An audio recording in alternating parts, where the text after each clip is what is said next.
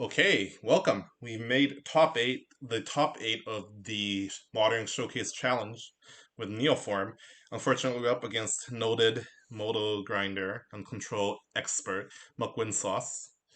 Um, so if you've watched the last eight matches of videos, you'll notice that we didn't face a Force Negation deck once, and now we're very likely to be facing a Force Negation deck because McWin Sauce is known for playing a Blue-White X deck. It's gonna be tough, but we just have to make do with it. A lot of the matchups against Force Negation is just pinching your nose, close your eyes, and just jamming because, on average, the Blue White X deck has a lot more good draws than you do. So you can't sculpt a perfect hand for forever. You can't play a longer game. Not to mention that post board they have like permanent based hate pieces like Damping Sphere as well as like Ashiok. So you can't wait forever. So my general philosophy is either to find a hand that can jam on turn one or turn two on the play. Note that when they have two mana, they can have like Mana Leak, Dovin's Veto, Aether Gust, etc., etc. Or try to play a longer game if you have a Veil, Summer, or Pact Negation, but still try to jam at the very first opportunity. So let's see how we fare in this match. Okay, McLean Sauce Multi 6. It's notable that I think he probably knows what I'm playing, and I probably know what he's playing. So that's I think is going to influence a lot of our decisions here. So the first hand had a Grizzlebrand, the only Grizzlebrand in the deck, obviously not keepable. This one is too light on resources. I think we cannot keep this. They also multi 5, which is very good. Now, I don't think that we can mulligan this. First of all, it has lands. Second of all, it has green cards.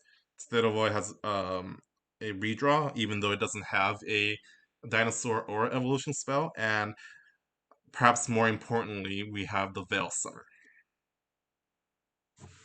So one of the few ways we can win the game one, I think, is with a Veil Summer backup.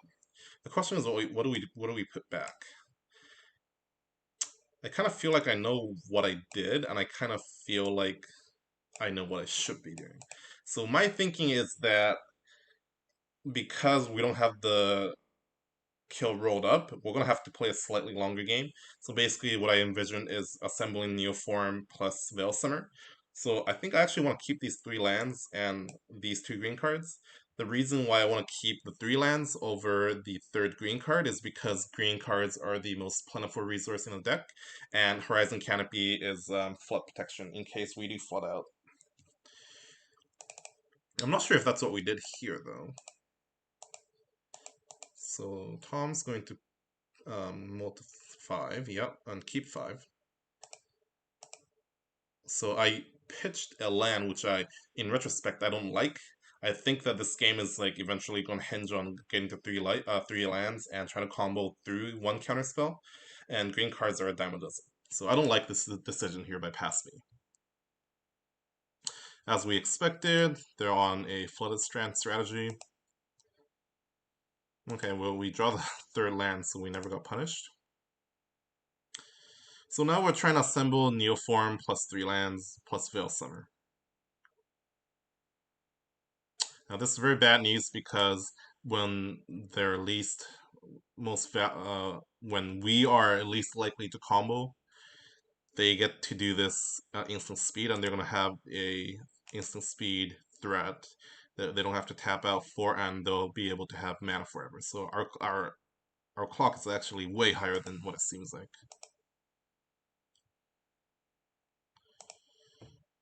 No, we're not even gonna mana ruffles here because like even if we draw a Neoform and an Allosaurus Rider, like we basically can't combo on this turn. So I'm just not gonna bother. So now Tom's gonna flash in the sword, which is gonna be bad news bears. Okay. So I think the plan now is to play a canopy and potentially cycle it. We're gonna have to like do something like very quickly. So we do this. Not quite sure why. I guess like we want to cycle anyways, so we really want to do this now and make green white in case we do draw Glittering Wish. Glittering Wish can get one of our combo pieces, which is Neoform, which is our preferred evolution spell. because it's less mana intensive, and we have Veil Summer. And lo and behold, we do get to hit the Glittering Wish, which is good. Note that if they try to counter this one, I would have Veil Summered, and that would have been a very good exchange. Okay, now all we need really is like a Allosaurus Rider, and we might be able to pull this off.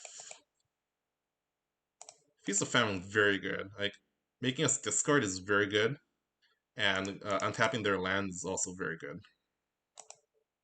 So now we pitch the Horizon Canopy here. We basically need to draw a Allosaurus Rider ASAP. Okay, so they don't have the third land. I think we're definitely going to jam and make blue-green here, trying to hit the Allosaurus Rider. Unfortunately, we don't, so we pass. We're looking for any opportunities to cycle this Veil Summer, which might be right now, possibly. We don't. Okay, I think we should cycle it there. And if they want to counter a Veil Summer that cycles, then like that's more power to them. Okay, they have Uro.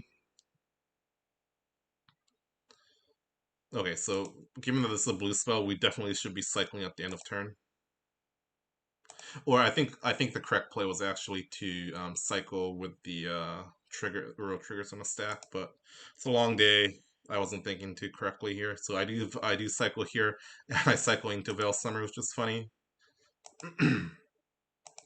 So we could still possibly win by drawing the Allosaurus Rider here, but our window's closing real fast. Okay, so there it is. So I'm going to lead on this. So there's an argument for leading on a Veil Summer. Let's see, if we lead on a Veil Summer and it gets countered by like Mana Leak, for example, do we still jam? I think we do. Like leading on Veil Summer plays very well against like Mystical Dispute, for example, but against like Aether Gust, for example, it deprives the opponent of the opportunity for them to make a mistake.